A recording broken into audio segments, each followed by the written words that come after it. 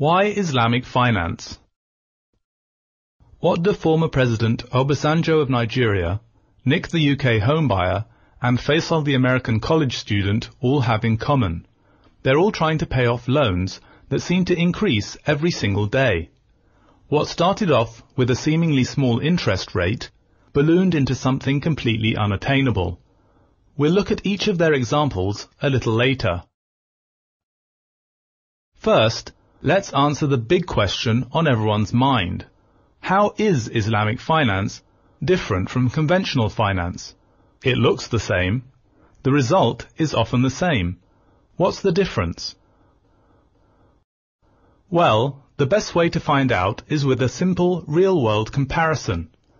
Let's take $10,000 for instance, and let's compare what a conventional bank can do with this $10,000 and what an Islamic bank can do. First, the conventional bank. The conventional bank finds a credit-worthy customer and lends at 5% interest. The bank is not particularly concerned about what happens to this money other than that it gets repaid. The customer, on the other hand, has already found a borrower willing to pay 7%. This borrower runs a small credit co-op for students and lends at 10%.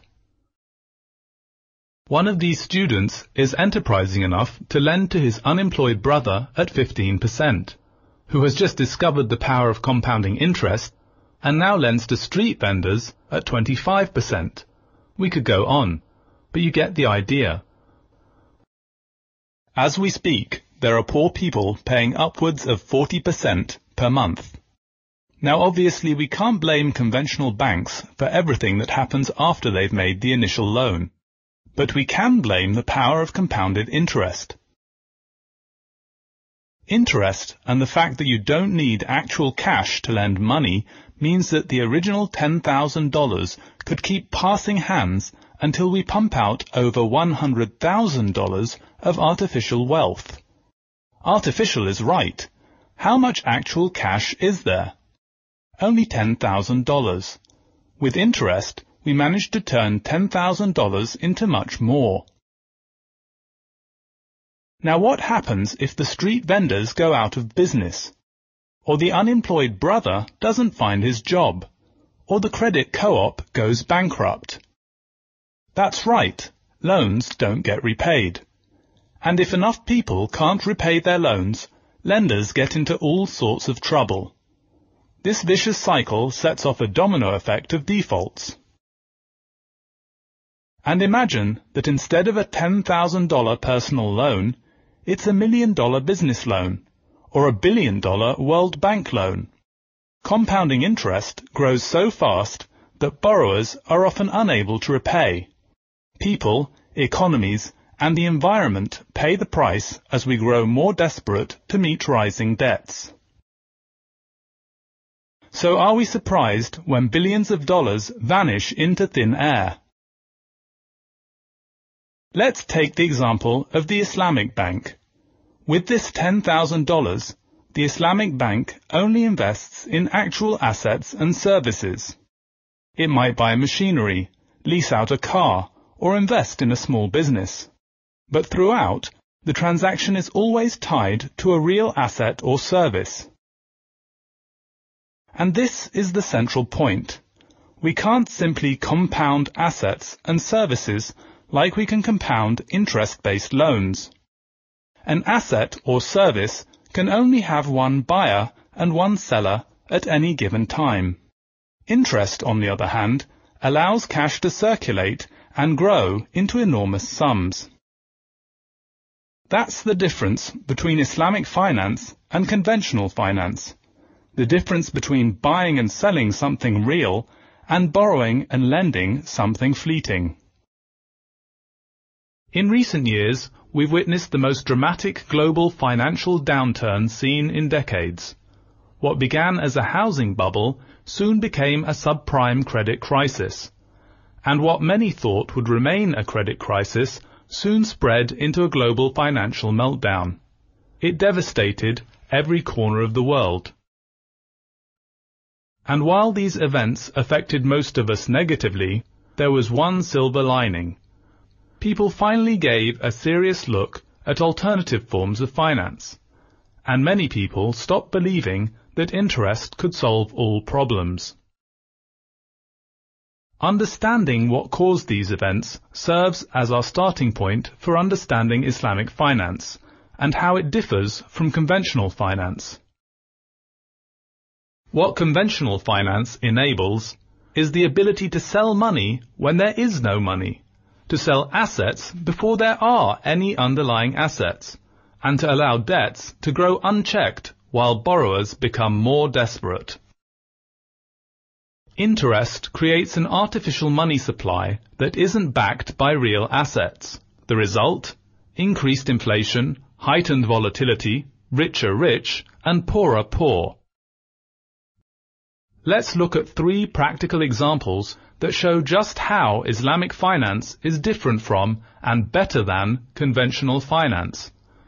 And while Islamic finance parts ways with conventional finance on more than just being interest-free, we'll focus on interest in this module. We'll look at 3 people in 3 very different real-world situations. The first is the former leader of a developing country, President Obasanjo of Nigeria. The second is Nick, a home buyer in the UK. And the third is Faisal, an American college student. We begin by quoting former President Obasanjo, who said these words after the G8 summit in Okinawa in 2000.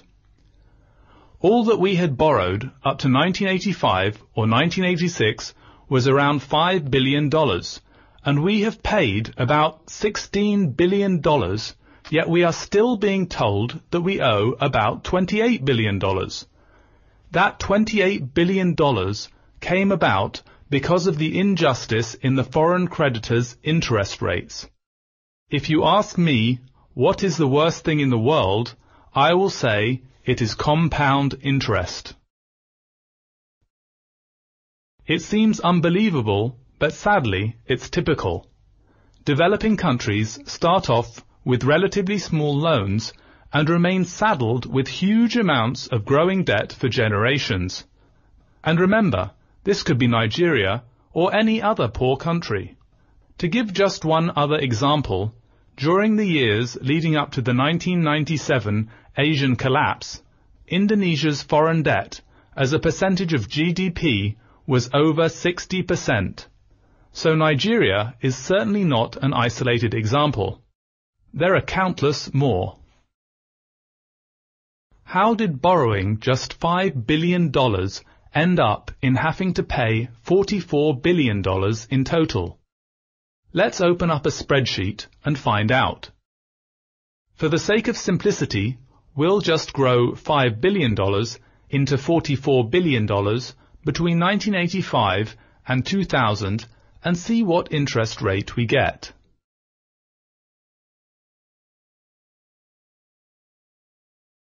It must have been a very high interest rate to get to $44 billion in such a short period of time.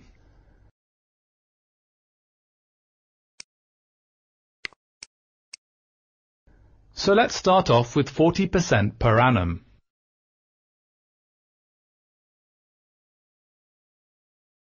No, that's not right. Let's try 30%.